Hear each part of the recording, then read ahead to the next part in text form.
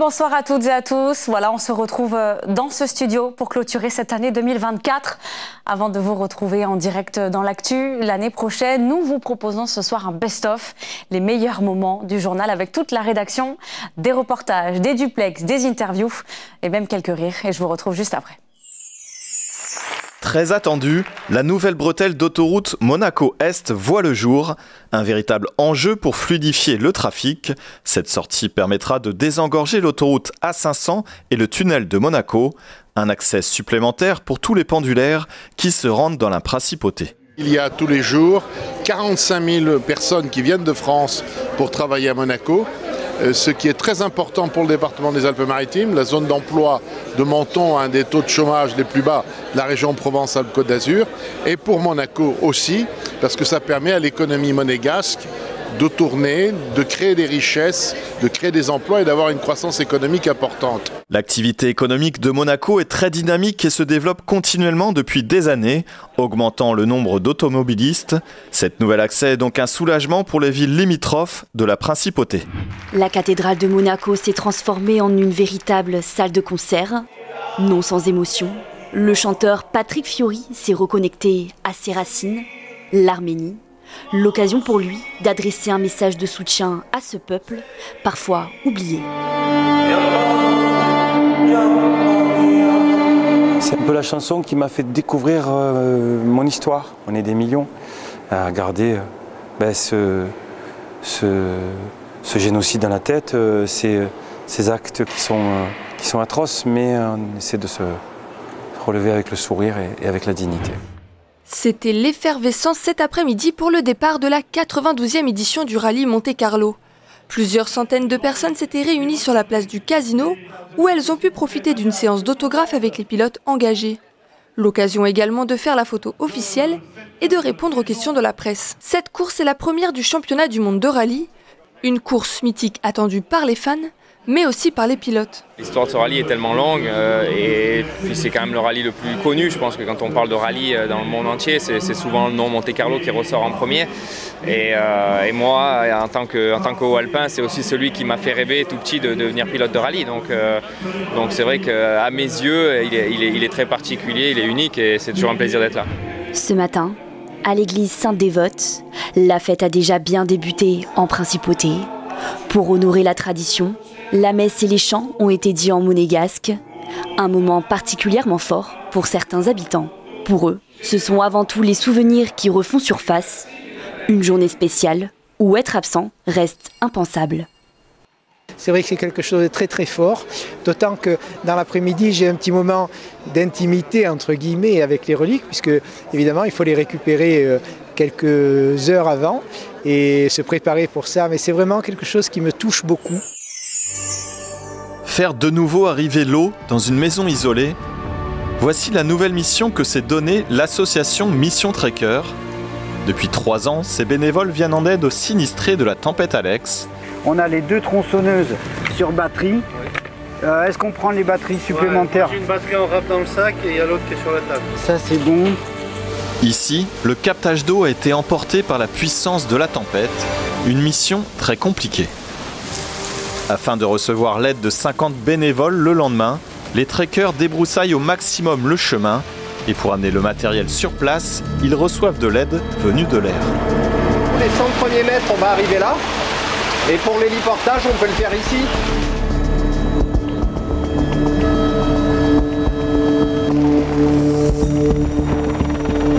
En première ligne, les cordistes travaillent dans le vallon, mais l'association peut compter sur toute une logistique. Derrière ces immenses structures aux multiples couleurs, plus fantasques les unes que les autres, se cache un métier peu connu, les carnavaliers. Jean-Pierre Pauvignard, carnavalier depuis 72 ans, a vu bon nombre de chars passer, tous plus impressionnants les uns que les autres. Nous, on a fait un char de roi qui faisait 20 mètres. Cette année, la famille présente 9 chars, dont les principaux, le roi et la reine. Un travail récompensé de multiples façons. C'est une fierté de pouvoir présenter ça à la ville de Nice et aux gens qui viennent voir le carnaval et ils repartent avec un effet content. Quand on commence à sortir les chars d'ici et qu'on voit sur le visage de tout le monde Le bonheur, c'est bon, on a tout gagné. Chez les Povignard, c'est une tradition familiale qui se transmet de père en fils depuis 5 générations. Céline Salissi tient un restaurant d'altitude au milieu de la station de Roubion. Alors aujourd'hui, c'est le grand jour. On monte les courses pour le restaurant, parce que le seul accès l'hiver, c'est par télésiège. Donc le matin, on monte les courses au restaurant et puis on prépare la salle. C'est la toute première fois qu'elle ouvre son établissement depuis le début de la saison. On commençait vraiment désespérés en fait. Et quand hier il a neigé toute la journée, ça a été un pur bonheur, vraiment. Il est 13h à Roubion et les premiers skieurs arrivent à proximité du seul télésiège de la station pour son ouverture officielle. 3, 2, 1, allez c'est à vous. Bon ski. On y va, hein, on va voir ce que ça donne. Heureusement que la neige est tombée. Mais c'est une excellente chose. Il fallait absolument qu'elle ouvre. Initiation avec les plus petits ou cours de ski avec les plus expérimentés. Hier, plus d'1 mètre de neige est tombé sur la station de ski de la Colmiane. Une bonne nouvelle pour petits et grands venus profiter des plaisirs de la glisse en famille pour cette dernière semaine de vacances scolaires. Depuis le début de la saison d'hiver, entre 1300 et 1700 skieurs par jour répondent présents sur les pistes. Un record battu cette année pour cette station qui vit d'ailleurs sa meilleure saison. On n'est pas sur une bonne saison, on est sur une très bonne saison. Aujourd'hui, c'est féerique, c'est magique. On vit en montagne, on travaille en montagne pour ces moments-là. Et toutes les équipes aujourd'hui, même si ça a été dur, on a travaillé jusqu'à très tard hier soir, toutes les équipes. Et je tiens à leur dire bravo et merci, parce qu'aujourd'hui, dès 9h, tout était ouvert. Mais ils vivent tous pour ces moments-là. Avec cette neige naturelle qui est tombée du ciel, on a tous la banane aujourd'hui. C'est la première femme capitaine de la police municipale de Monaco. À 50 ans, Christelle De Santi a sous ses ordres une 40aine de personnes. Et être une femme ne l'a jamais empêchée de se faire respecter. C'est un respect mutuel. Je ne pense pas que ça se traduise par le sexe, mais plutôt par le rapport à l'autre. C'est bon pour toi ? C'est bon pour moi. C'est bon, merci. Christelle De Santi entre dans la fonction en 2010 comme agent contractuel. Grâce à sa ténacité et son niveau d'exigence, elle gravit tous les échelons. Mais surtout, elle évolue dans un environnement de franche camaraderie. 11h55 pétante, la relève de la garde démarre au son de l'orchestre des carabiniers du prince. L'occasion pour la famille princière d'apparaître aux fenêtres du palais sous les applaudissements de la foule. L'anniversaire du prince ne se fête pas de cette manière tous les ans. Alors, pour sa 66e année, il a eu droit à un gâteau haut de 1,40 m. Un moment de partage qui semble avoir ému le prince.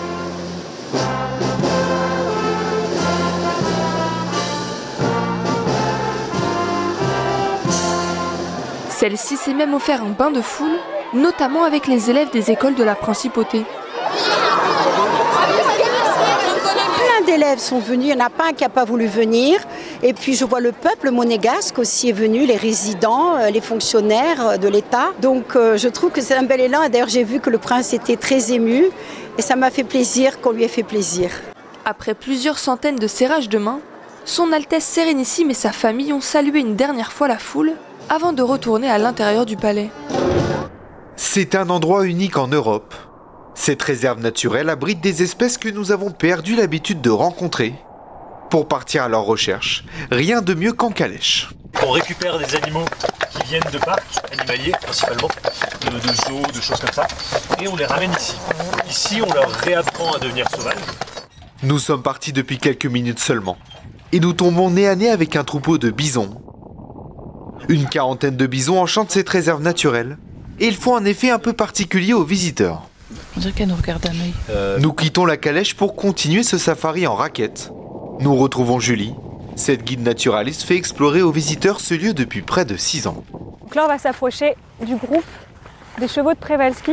Cette fois-ci, nous allons à la découverte d'une espèce assez particulière. Donc là, on va avoir sur le tas de foin principalement nos bodybuilders. Donc certains de nos plus gros mâles qui sont vraiment posés. Et on va avoir les Przewalski derrière. Le cheval de Przewalski vous rappelle peut-être quelque chose. L'animal était souvent peint dans les grottes durant la préhistoire. Cette espèce est menacée depuis plusieurs décennies. Alors la volonté de cette réserve est de le réintroduire en Europe. À À la cathédrale Notre-Dame Immaculée de Monaco, il existe un endroit méconnu et peu accessible au grand public. Son clocher.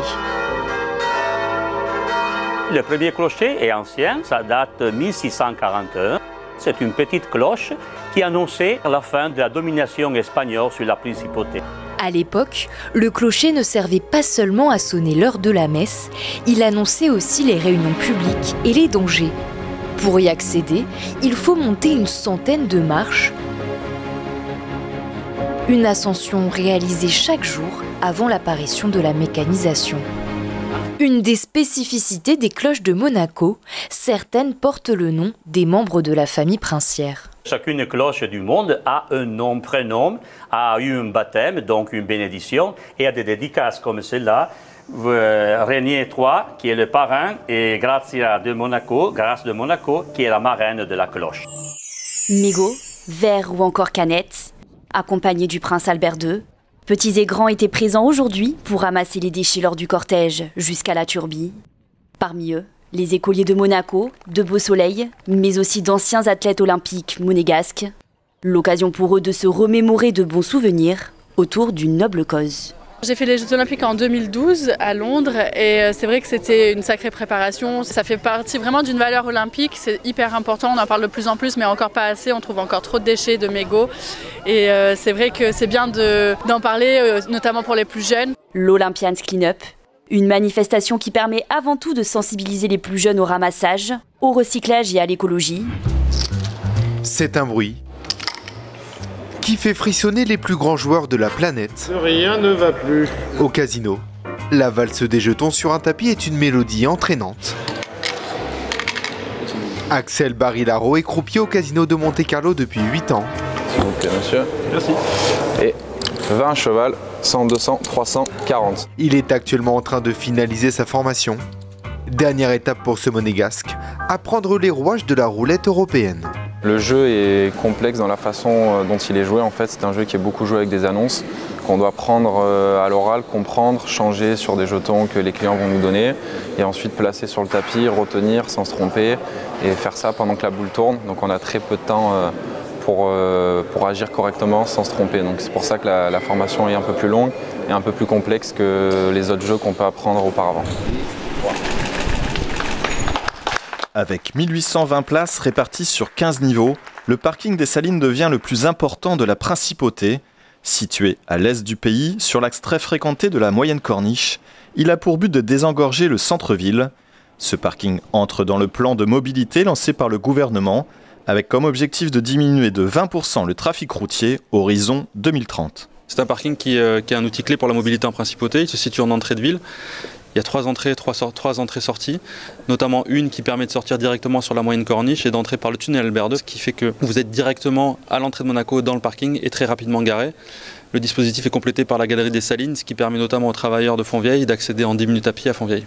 Le tarif appliqué est attractif. Il faudra compter pour l'abonnement standard 51 € par mois, avec l'accès au bus gratuit. C'est à bord de cette Jeep customisée aux couleurs de Monaco que Céline et Sylvie participent au rallye Aïcha des Gazelles. Le coffre est rempli à ras-bord, de quoi survivre aux 2 semaines de compétition. Très important, cet appareil, c'est là qu'on voit le nombre de kilomètres qu'on a fait. Parce que le rallye des Gazelles, pour le gagner, il faut faire le moins de kilomètres possible. Cela fait 1 an qu'elles se préparent. Pour leur première participation au rallye, les 2 femmes souhaitent soutenir la fondation Panzi grâce à leur association Les Suricates de Monac. Quelques heures avant le départ, plusieurs sentiments les traversent. Excitée, un peu de pression, on n'a pas trop dormi ces derniers jours parce qu'on était vraiment dans le dernier rush, mais c'est quand même beaucoup d'excitation, vraiment envie que ça démarre là maintenant. Il est 6h30 du matin, la température avoisine la barre du 0 et déjà la plaine de Mondovì s'anime. On va installer le ballon dans le fond du vent, d'accord ? La nacelle va être ici, tout à l'heure elle sera couchée. Le terrain se transforme rapidement en champ de montgolfière, car l'heure matinale est propice au décollage. Une fois bien remplis, les participants sont invités à pénétrer à l'intérieur du ballon Enfin, dernière étape avant le grand départ, l'air de l'enveloppe est chauffé par les brûleurs, alimentés en propane liquide. Donc là, je vais chauffer le ballon pour le mettre à l'équilibre et on va décoller dans quelques minutes. L'air du ballon est chauffé jusqu'à 90 degrés. C'est l'heure pour l'équipage de monter à bord et de prendre son envol.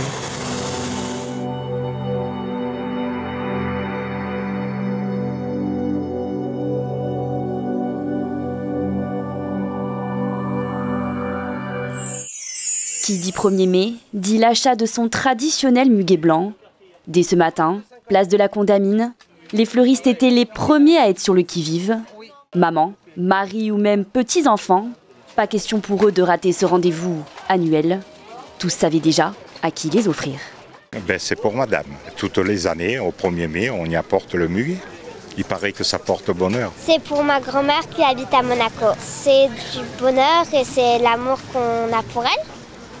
C'est ça le muguet pour moi. On vient chercher le muguet chaque année pour les grands-parents, pour leur faire plaisir et espérons que ça leur porte bonheur. Et c'est parti pour le premier relais entre Basile Boli et Colette, figure des supporters de l'OM. L'ancien footballeur des Olympiens était lui aussi très ému par l'événement. L'Olympique, c'est un relais d'humanisme important. Ça relève bien avant moi, bien avant des siècles, quelque chose de... C'est le partage, quoi. Aux côtés de Colette, 83 ans, Tony Estanguet, président du comité olympique. Après ce prologue hier soir qui était une très belle fête, c'était important de marquer les esprits, de célébrer comme il se doit le retour de la flamme olympique dans notre pays. Alors que dehors, le départ de la course est imminent, dans le grand bâtiment d'en face, les yeux sont rivés sur les écrans et les casques vissés sur les oreilles. Passerelle direction. Voilà, 50 à couper la... Là, nous sommes au cœur. C'est le centre névralgique, c'est la direction course, avec tous les services conséquents. Le directeur de course, les responsables, moi, pour les commissaires, les carabiniers, les pompiers, c'est vraiment le cœur. En tout, 40 personnes sont assises dans cette salle, en liaison permanente avec les hommes sur le terrain. Tant qu'il n'y a rien, c'est parfait. Par contre, quand on commence à parler, là, ça devient délicat. Il faut faire très attention, bien localiser l'origine de l'appel. Le problème vient quand il y a plusieurs accidents sur le circuit en même temps. Là, nous devrons faire, nous, un tri. Téléphone à la main, les fans de Formule 1 sont venus nombreux aux abords des stands. Comme Yvan, originaire du Canada, il attendait ce moment avec impatience. Je viens de prendre ma retraite après 40 ans de travail ardu. Et puis, ça a toujours été sur ma liste de choses à faire. De venir à Monaco pour voir le Grand Prix. Alors que les camions déchargent les dernières affaires, un attroupement devant l'écurie. Mercedes, mon écurie, une de mes écuries préférées parce que Lewis Hamilton évidemment, et juste à côté Ferrari pour Charles Leclerc bien sûr. C'est un moment privilégié pour ces amateurs de Grand Prix qui peuvent assister aux derniers préparatifs. Ils ont hâte de voir partir ces voitures sur le circuit de Monaco. Je pense que sur un circuit en ville, on fait la différence petit à petit, virage après virage. Il n'y a pas forcément un secteur sur lequel je me vois plus fort que d'autres. Mais ce sera plus à la recherche de la limite et la façon dont on construit le week-end. Ça, c'est extrêmement important à Monaco. C'est pas un circuit typique, normal, où on peut se permettre d'avoir un ou deux blocages de roues en essai libre dès les premiers tours. Et bon, au pire, on va dans l'herbe et on revient sur la piste. Là, ici, c'est les murs tout de suite et chaque tour sont extrêmement importants. Donc, la façon dont on construit le week-end sera extrêmement importante. Mais voilà, jusqu'à maintenant, en circuit en ville, on a toujours été très compétitif. Donc, j'espère que ça ne changera pas ce week-end. Rêve ou réalité, journal à la main. Ce matin, en terrasse, on se remet doucement de ses émotions. Hier soir, la victoire de Charles Leclerc en principauté n'a laissé personne indifférent. Alors aujourd'hui, on savoure encore la nouvelle. C'est pour immortaliser ce moment, oui, exactement. C'est un grand moment pour nous ici. Beaucoup d'émotions et très content pour lui et j'espère que la suite sera très bonne pour lui. Je suis vraiment impliqué en tant que commissaire et hier j'étais vraiment à bloc, on va dire, les 5 derniers tours et puis la victoire et c'était les larmes. On a vécu une forte émotion, même aujourd'hui on a encore les frissons quand on en parle, on a voulu France pleurer, voilà. Une émotion intense, d'autant que sa victoire était très attendue ici depuis 3 ans. Très tôt ce matin, les bureaux de tabac étaient pris d'assaut. Alors pour beaucoup, il fallait se presser pour obtenir son journal. C'est bon, parfait, touche plus. On est bien. parfait. L'heure est aux préparatifs pour le salon Top Marque. L'équipe de Kochi Design doit terminer d'installer les lumières pour mettre en valeur les supercars. En fait, on vient créer un écrin pour le véhicule, histoire de sublimer les peintures, les jantes. Enfin, ça lui amène vraiment un écrin, comme un bijou présenté dans un écrin, quoi. Pour installer la structure complète, l'éclairage fini, il nous faut à peu près 3h30 à 4h par écrin, j'ai envie de dire. 200 véhicules seront exposés sur 10 000 m² au Grimaldi Forum. Si certains véhicules sont déjà installés, d'autres arrivent encore. L'installation de chaque voiture est minutieuse, rien n'est laissé au hasard. C'est une visite pour se rappeler l'histoire de notre pays voisin. En début de matinée, le prince souverain s'est rendu au mémorial de Caen. Une manière de rendre hommage aux soldats américains morts pour libérer la France. Durant plus d'1 heure, la visite guidée retrace l'histoire culturelle, sociale et politique du peuple américain. Ce gamin-là, il a 3 ans sur la photo, et 20 ans après, il fait partie des gens qui débarquent. Après le mémorial, le prince souverain s'est rendu à l'aérodrome de Caen. Il troque son costume pour rentrer dans la peau d'un véritable aviateur et s'est envolé dans cet avion atypique datant de la Seconde Guerre mondiale. Il est 6h30 sur la plage d'Utah Beach. 80 ans plus tard, jour pour jour et quasiment à la minute près, le débarquement est lancé.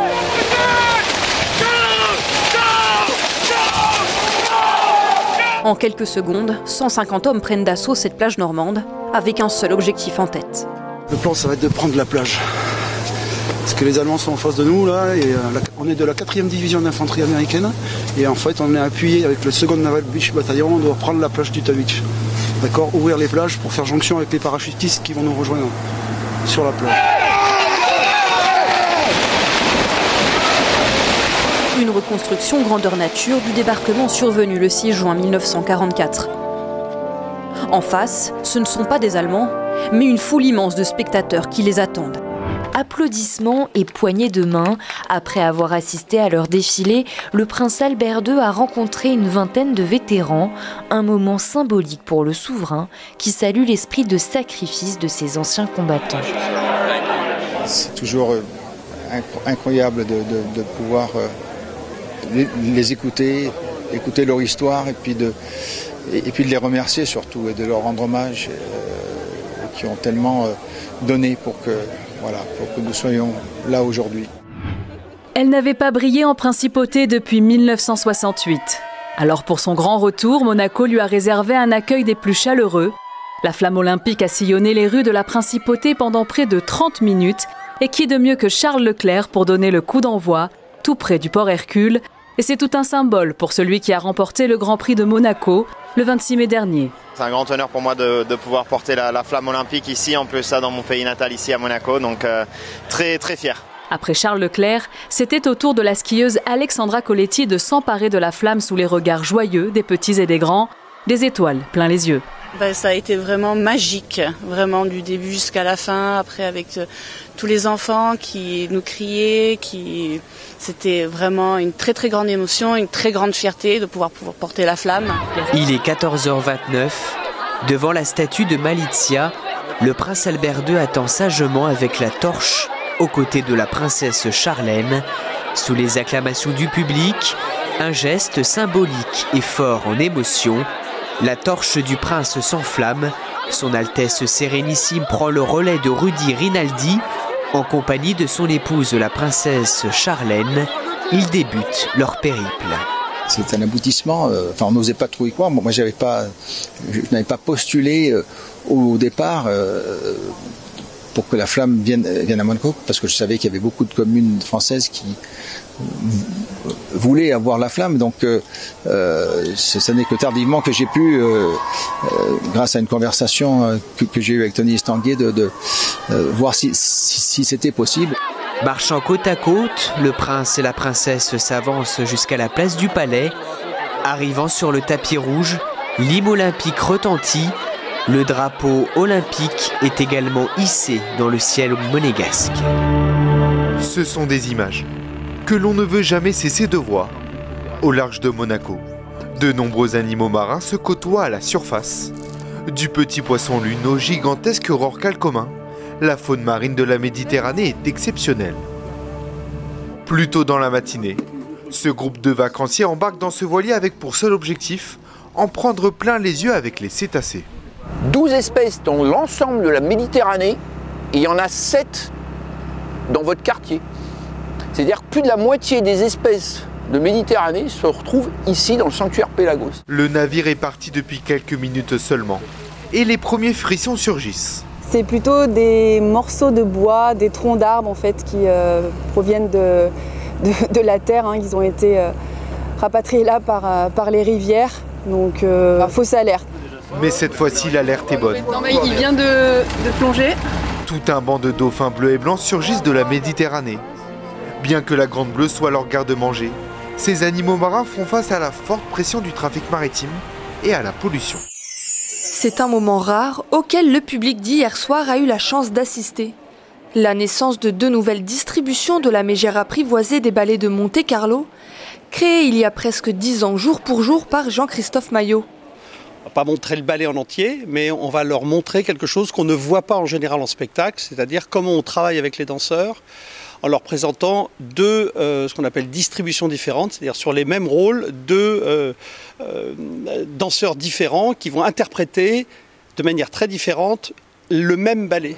Cette répétition face au public s'appelle un imprévu. Une rencontre privilégiée au plus près des danseurs qui permet aux spectateurs de mieux les connaître en tant qu'individus. C'est le principe d'abord de les voir de très très près, sans costume, sans décor, sans phare, j'ai envie de dire. On voit les danseurs comme on ne les voit jamais en spectacle. Des passionnés et quelques curieux sont venus assister aux épreuves du Longines Global Champions Tour Jumping International de Monte-Carlo. Et si certains comme Anaïs travaillent, elle prend tout de même le temps de venir profiter du spectacle quelques instants. Je travaille juste à côté, donc c'est vrai qu'en pause déjeuner, je viens voir les chevaux depuis que ça a commencé parce que c'est ma plus grande passion. J'en ai fait pendant 14 ans et ça me donne tout le temps envie de m'y remettre et de venir voir. En tout cas, c'est un plaisir. Pour d'autres, la présence de ce jumping sur le port Hercule est une belle surprise. On est tombé sur le concours de saut d'obstacles. Dans la gare, il y avait des affiches. Et je lui ai dit, viens, on passe regarder. Puis c'était comme ça sur un coup de tête. Quand j'étais plus jeune, j'avais des chevaux à moi. Et quand je vois ça, je me dis, ça manque un petit peu de faire des concours, même juste d'être dans le monde équestre. Des amateurs de chevaux pour qui ce jumping leur donne l'envie de remonter en selle au plus vite. Mais ce jumping de Monte-Carlo, c'est aussi un moyen pour les touristes de découvrir un univers parfois jusqu'alors inconnu. Mets des relais. Incertitude sur nageur. Incertitude sur nageur. L'alerte est donnée. Un nageur s'est échoué sur des rochers à plusieurs mètres des sauveteurs. Il peut être blessé ou en hypothermie. Alors rapidement, les sauveteurs nageurs de bord s'équipent pour intervenir. Objectif, exfiltrer la victime le plus rapidement possible. Les informations que l'on peut avoir au départ de l'alerte peuvent être contradictoires et arriver sur zone où par chance l'opération est plus facile ou par malchance elle devient dramatique. On peut avoir sur les rochers au départ quelqu'un qui se sent mal puis finalement on a quelqu'un de polyfracturé qui a été éclaté sur les rochers et qui est inconscient. En seulement quelques minutes, la victime est ramenée à proximité de l'embarcation puis mis en sécurité grâce à ce filet afin de maintenir ses fonctions vitales. Il s'agit d'un simple exercice, mais cette intervention est la plus réalisée par les bénévoles de la SNSM en période estivale. De Monaco à Nice, la 21e et dernière étape du Tour de France a rassemblé de nombreux spectateurs. 2 heures avant le départ des coureurs, les amateurs de la Grande Boucle étaient déjà nombreux sur les bords de route de la Principauté. La famille princière était présente, son Altesse Sérénissime le Prince Albert II et la Princesse Charlène se sont vus remettre le fameux maillot jaune, signé de la main de Pogačar. Venus des 4 coins de la France et d'ailleurs, les supporters avaient pour objectif de prendre quelques clichés, de rendre hommage. En tant que fils de coureur cycliste, d'ancien coureur cycliste, je suis venu, il est trop vieux, il a 90 ans, donc je viens le représenter, voir les coureurs des nouvelles générations. Pour ceux qui le connaissent, mon père c'est Jacques Prado qui a couru avec Anquetil, Poulidor, Barmontes, tous les grands coureurs des années 50, 60, 70. De saluer les futurs retraités du cyclisme et d'encourager les coureurs. En 2009, la Principauté entre à nouveau dans l'histoire du Tour de France. Le grand départ de la 96e édition est lancé à Monaco. L'événement dure sur 3 ou 4 journées, puisque la veille du départ et même l'avant-veille du départ, il y a la présentation officielle des coureurs. Donc toute la principauté peut voir la succession des équipes qui vont effectuer cette édition du Tour de France. Évidemment, au départ, vous voyez le fameux drapeau jaune qui indique le départ des coureurs. Le drapeau jaune donc, là, est tenu par le prince Albert. Le prince Albert II est un passionné de sport et de cyclisme. À la veille du grand départ, son Altesse Sérénissime monte à vélo dans les rues de la Principauté. C'est une visite d'exception pour la délégation monégasque, celle d'un ancien Olympien, le prince Albert II en personne. Et là, c'est l'espace commun qu'on a essayé de créer avec une télé qui fonctionne. C'est ça, il y a une et un petit bureau, voilà. Et donc on essaye de se rassembler quand on le veut, passer les moments de vie ensemble. Et on est plutôt bien. Le souverain tient à vérifier que les athlètes rouges et blancs soient confortablement installés.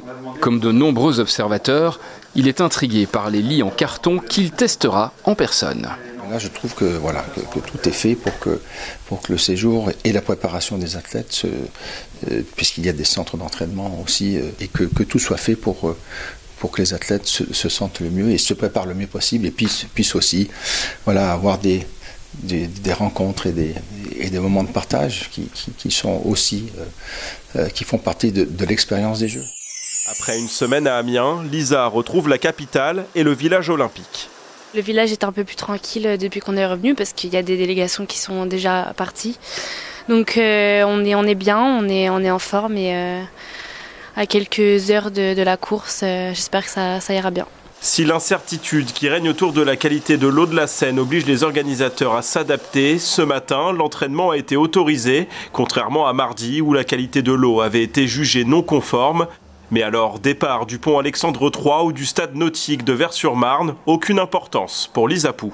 Je pense que ça ira le jour de la course et puis même si ça passe pas, ce sera ailleurs ou ce sera décalé. Donc je m'en fais pas pour ce genre de choses. Installés dans des wagons plus que centenaires,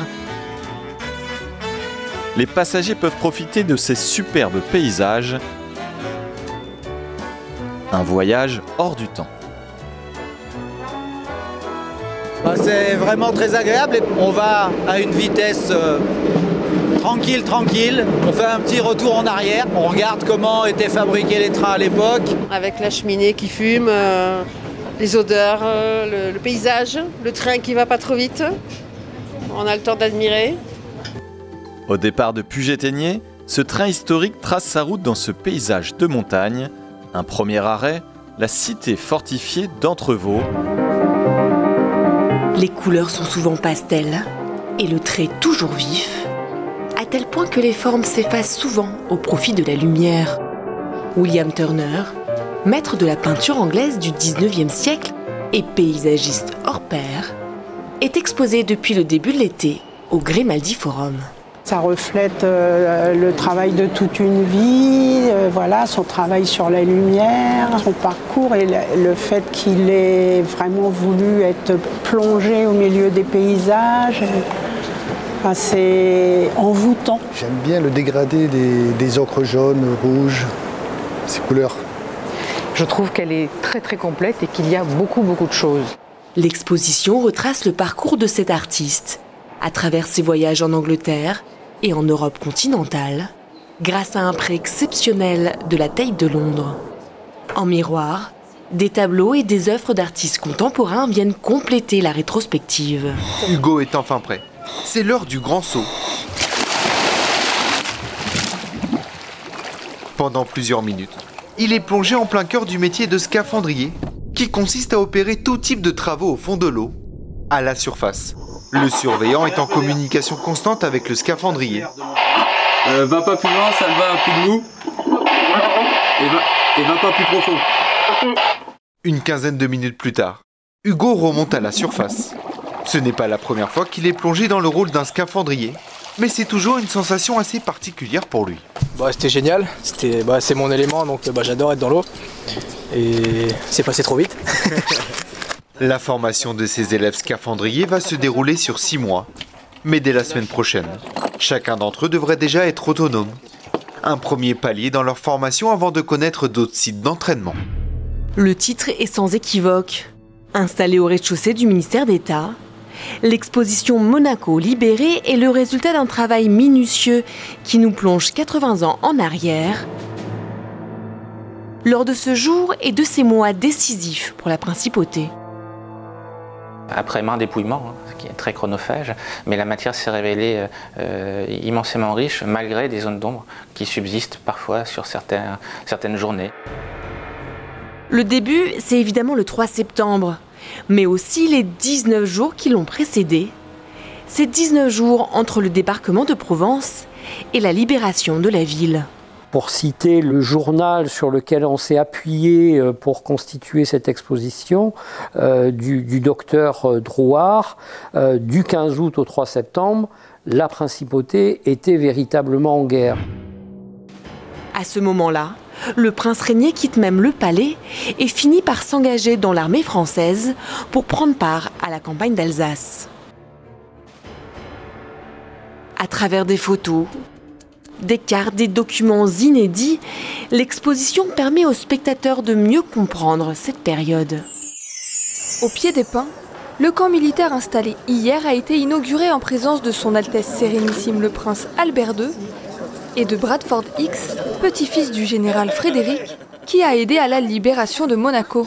I think it's a very big opportunity for the tourists to know a little more about the war. La reconstitution de ce camp militaire américain, en partie composé de 30 véhicules et d'une centaine de figurants, est également l'occasion pour le comité de commémoration d'époque d'échanger avec les curieux.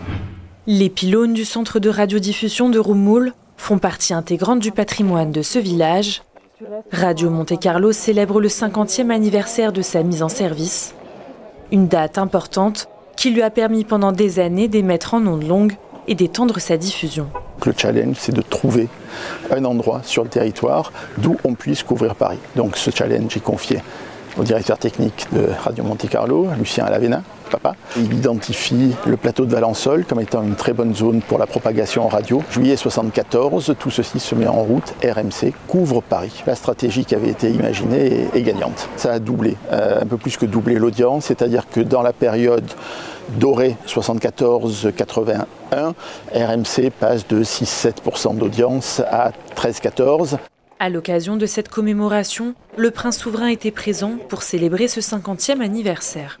Parmi les invités, des figures incontournables, comme Jean-Pierre Foucault, qui a marqué la radio du Soleil. Environnement, mais aussi politique internationale et intérieure. À quelques heures de son discours à l'Assemblée générale de l'ONU, le prince hier a pris le temps de répondre à nos questions dans son bureau new-yorkais. Et il a exprimé certaines de ses inquiétudes, à commencer par la politique environnementale mondiale, trop lente selon lui. Nous sommes tous, enfin je parle de la communauté internationale, tous en retard sur l'avancée dans ces différents objectifs de développement durable, puisque c'est à l'horizon 2030, je le rappelle. Pour avancer plus rapidement, le souverain a évoqué la possibilité de réformer les institutions internationales. Bien sûr qu'il faut réformer, et bien sûr qu'il y aura ces réformes pour rendre cette organisation, puisqu'on parle des Nations Unies, beaucoup plus efficace. C'est peut-être par des sanctions qui soient beaucoup plus efficaces et qui soient mieux respectées. Mais pour ceux qui ne respectent pas la charte, et ceux qui ne respectent pas ce principe de multilatéralisme.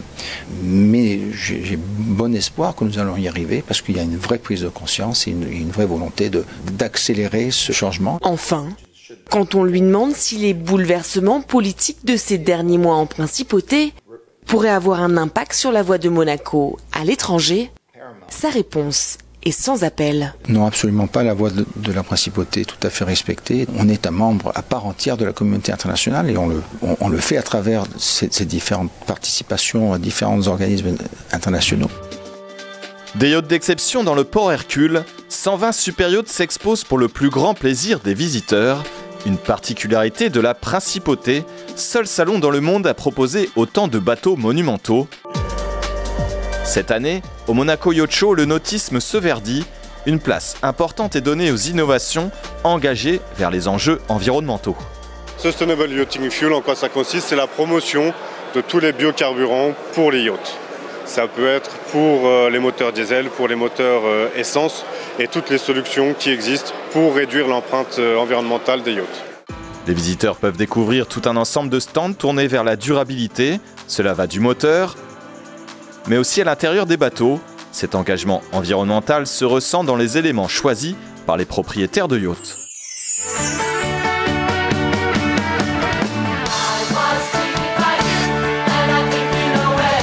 Sur scène, 30 acteurs qui chantent et qui dansent avec une énergie folle.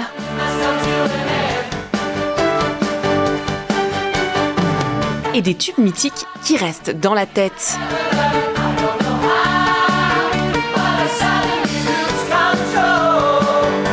Hier, au Grimaldi Forum, ABBA était à l'honneur pour la première de la comédie musicale Mamma Mia. C'est joyeux, c'est toute la période de ma jeunesse. Le public, venu nombreux, était plus qu'enthousiaste à l'entracte. Everything is very good. They're good dancers, good singers, everything is good. Et certains s'étaient même habillés pour l'occasion.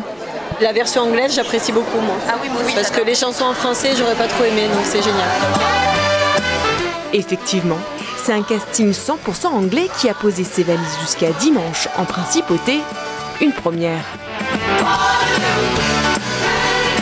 It's really cool. It's one of those places that you hear so much about and you don't think you'd ever go, and then all of a sudden you see on your tour schedule you're going to Monaco for the week, you're like, cool. We're particularly excited to be here because we sing about it. Ancien diplomate, Stephen Robert a changé de vie il y a un peu plus d'une dizaine d'années. Et très vite, en plus de produire du vin, il décide de diversifier ses activités. Le visiteur dans le sud de la France cherche des expériences nouvelles dans les vignobles, pas juste de boire du vin, mais aussi d'une façon pédagogique de comprendre comment on fait le vin. Stephen propose aussi des soirées spéciales dégustation au milieu des vignes et a créé un food truck qui fait office de bar éphémère. En France, il est loin d'être le seul à proposer des petits plus dans son vignoble. Il faut dire que depuis des années, les ventes de bouteilles n'ont de cesse de baisser. Depuis les années 70, la consommation de vin a chuté de quasiment 70%, passant de 120 litres par an à moins de 40 litres aujourd'hui par personne. Et la tendance pourrait s'accélérer. Selon la Commission européenne, d'ici 2035, les ventes devraient encore baisser de 7% dans toute l'Europe. C'est le prince Albert II de Monaco qui a inauguré cette cérémonie. Dans son discours, il a rappelé l'héritage de son arrière-arrière-grand-père Albert Ier, fondateur de la CIESM, soulignant l'importance de la science de la mer comme lien entre les peuples. Science of the sea is only waiting to be evoked to distribute many benefits to all peoples, not to mention the light it will shed on world history. I will use all my influence to develop a science which concentrates more than others the elements necessary for bringing together the moral forces of humanity, because the surface of the oceans forms a link between peoples. Depuis plus d'un siècle, la CIESM fédère chercheurs et gouvernements pour protéger cette mer fragile. C'est la 4e fois que le commerce de Sylvis se retrouve inondé à cause des fortes précipitations. Ce matin, une dizaine de centimètres a fait irruption à l'intérieur, sans qu'elle ni son mari ne puissent l'arrêter. Dans la même rue, la majorité des commerces est fermée. Ayant été prévenus par la municipalité, commerçants et habitants ont anticipé. Et depuis quelques années, la résidence a fait l'acquisition de bâtardeaux. Alors, il y en a qu'on pose manuellement à l'entrée de l'immeuble. Ce sont des bâtardeaux étanches qu'on pose à la main. Et il y a aussi un bâtardeau qui se lève automatiquement devant l'entrée des garages en sous-sol. Très tôt ce matin, une cellule de crise s'est organisée au commissariat. Les agents sont sur le qui-vive, les yeux rivés sur leurs écrans. Ils scrutent chaque recoin de la ville. Le son des manèges, des machines à sous et la musique des stands de tir retentissent enfin. C'est le premier jour de la foire de Monaco et petits et grands ont répondu au rendez-vous, malgré un ciel un peu menaçant. Les kartings, c'est la 2e fois. J'aime tourner. I love the danger. nice. The feeling and the view is great. I have seen so much boats and the port. It was a nice view. Comme chaque année, le service animation de la ville est en charge de l'événement. L'année dernière, on a comptabilisé plus de 600 000 entrées. Voilà, sur toute la période de la foire qui dure à peu près un mois. Donc c'était une très bonne année, les forains étaient très contents. Et en même temps, les gens aiment bien retrouver aussi les mêmes manèges ou les mêmes confiseries d'une année sur l'autre. Donc on essaie de contenter tout le monde en faisant revenir les institutionnels et en apportant un peu de nouveauté. Construit sur les hauteurs de la Principauté, le cimetière de Monaco est unique en son genre. Ouvert en 1868, il est composé de différents espaces, certains avec des caveaux et des tiroirs appelés en feu pour y déposer des cercueils ou encore des columbariums pour les personnes souhaitant être incinérées. Et là où nous nous trouvons, c'est la partie haute du cimetière et c'est là où il y a les familles les plus importantes de la Principauté à l'époque. Il y a différentes parties du cimetière, mais celle-ci, c'est celle qui a certainement été la première construite. Le cimetière n'a cessé de grandir au fil des siècles pour désormais s'étendre sur 2 hectares. Et dans cette allée, l'une des plus anciennes, les concessions sont perpétuelles. Cela signifie qu'elles n'ont pas de date d'expiration. Hier, il est 18h, heure française. Dans ce bar, les Américains se rassemblent une dernière fois avant l'élection du nouveau président américain. Si l'ambiance est plutôt festive, les visages, eux, sont quelque peu stressés. À l'entrée, aucune dérogation, chacun dépose son vote fictif. Ici, on parle d'une soirée électorale historique. Même si on n'est pas américain, je crois que l'Europe entière, elle doit quand même faire très attention parce qu'il y aura des implications marché, économiques et politiques. Donc c'est, je crois, l'élection la plus importante des dernières années. Au milieu de la fête, chacun affiche ouvertement sa préférence. Des fois, elle ne tient même qu'à une seule phrase. Make America great again. Mouah. À la veille des résultats, le camp Trump y croit. Beaucoup voyaient déjà le candidat réélu. I love Donald Trump. You know, he is a good president because he's not a politician. I think countries should be run like businesses. You have to negotiate, you have to make deals, you have to look after your company. And Trump did that. Mais attention, le camp Harris concentre aussi ses espoirs, malgré le stress ambiant de certains. I'm a little stressed, yeah, but I think we got this. D'abord, ce serait formidable d'avoir une femme présidente des États-Unis, parce qu'il y a tant d'autres pays qui ont des femmes présidents, premiers ministres, etc. Mais nous, pas encore, alors ça va être bien. On les accroche à la... Il n'y a pas de risque dessus. 8h30 ce matin, les équipes techniques de la mairie sont à pied d'œuvre. Nous plaçons les bigues sur la place du Palais pour la fête du Prince. Une dizaine de mâts avec différents drapeaux ont été installés, notamment devant la caserne des Carabiniers du Prince. 2 équipes se relaient jour et nuit pour que tout soit prêt le 19 novembre. À partir de mi-octobre, on commence à planifier toutes les interventions. Il y a environ 600 oriflammes, 550 drapeaux, 90 pavillons et après on a une trentaine de mâts et d'écussons. C'est beaucoup de travail, d'investissement, mais au final c'est une grande fierté de pouvoir faire ça. Le pavoisement de Monaco a commencé début novembre. Toute la principauté se part de rouge et blanc, comme la mairie et la place du Casino. Dès l'aube, les carabiniers du prince, les policiers et les pompiers se sont retrouvés dans la cour du palais princier pour débuter la dernière répétition avant le grand jour. Cette année, comme invité d'honneur, la garde républicaine, le prince souverain leur a proposé de prendre part au défilé monégasque de la fête nationale. Le prince souverain a souhaité inviter donc la garde républicaine pour réaffirmer aussi, je dirais, les liens d'amitié effectifs qui existent entre la France et Monaco, et surtout parce que aussi les carabiniers du prince vont signer une convention de coopération entre les carabiniers du prince et la garde républicaine, notamment sur le plan technique. Il y avait des liens qui existaient depuis très longtemps et elles seront formalisées par une convention. Cette invitation marque la concrétisation d'une coopération étroite et met à l'honneur l'amitié franco-monégasque.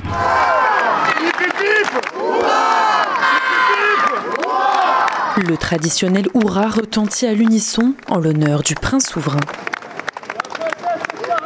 C'est une manière de le soutenir, de dire qu'on est là, qu'on est reconnaissant de tout ce qu'il fait au quotidien pour la principauté, de préserver aussi ce beau pays qui est le nôtre, que nous partageons avec la vie princière. Accompagné d'un pianiste,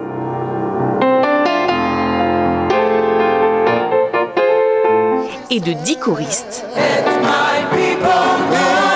Elle arrivait tout en paillettes pour un show de près de 2 heures, toujours accompagnée de son band de gospel, une musique qui l'accompagne depuis plus de 20 ans. Toi, mon amour, tant de fois j'ai de ton nom, mon amour. J'ai décidé il y a 25 ans d'aller l'apprendre.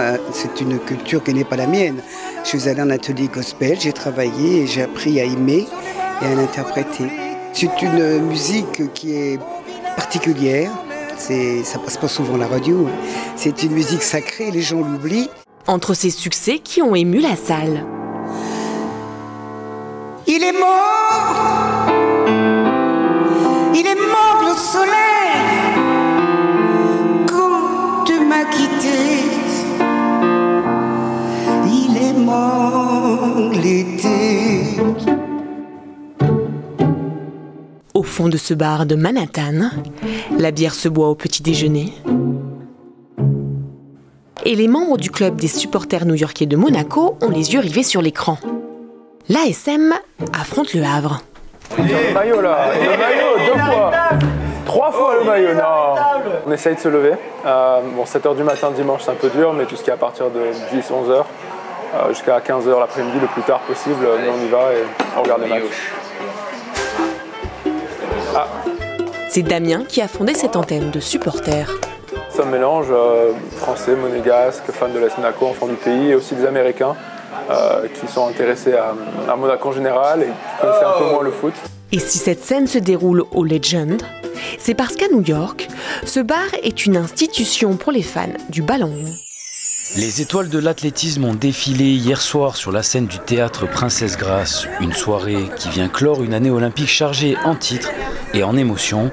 Jaroslava Marušić, championne olympique et détentrice du record du monde de saut en hauteur, ne pouvait pas rêver mieux pour conclure une année où rien ne lui aura résisté.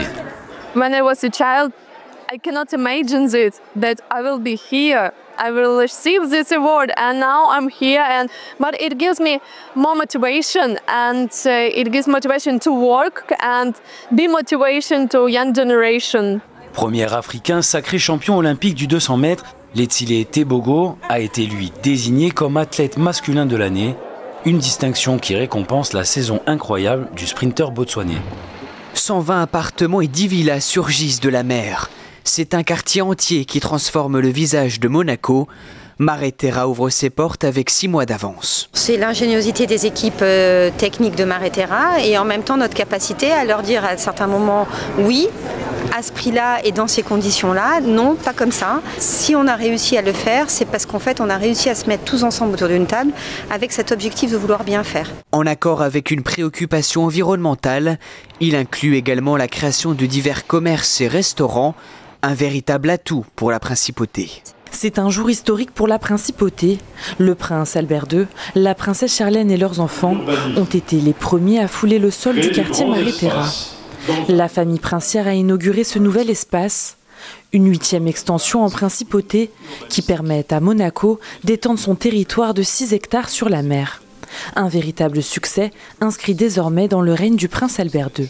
La présente extension en mer restera, je pense, comme un symbole, car elle incarne ma vision, qui j'espère est partagée par tous, celle d'une principauté qui ose.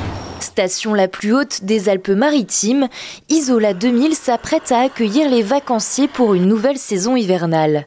L'année dernière, malgré des débuts difficiles, la station a tiré son épingle du jeu. On tire un bilan très positif de la saison dernière parce qu'on a eu la chance d'avoir un fort enneigement. Il a neigé jusqu'à la fin du mois de mai même. Mais on a fermé mi-avril l'année dernière le domaine et on a eu un cumul de quasiment 7 mètres de neige l'hiver dernier.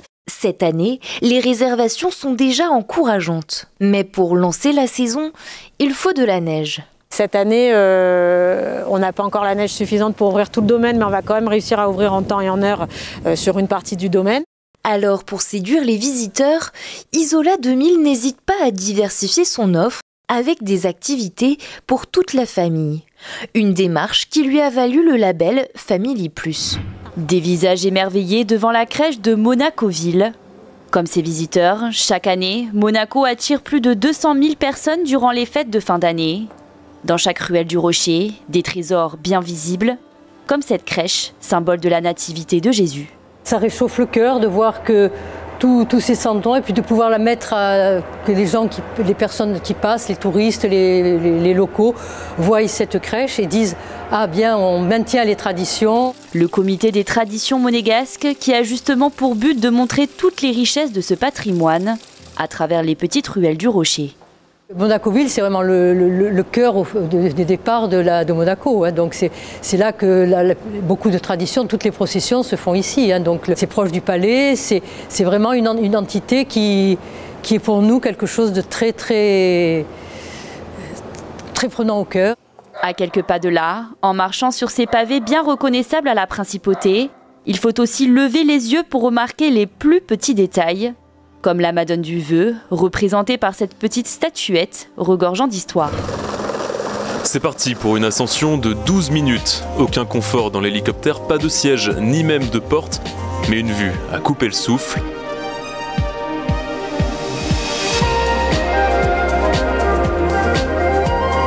Et un souffle coupé pendant près de 2 minutes de chute libre à plus de 200 km/h.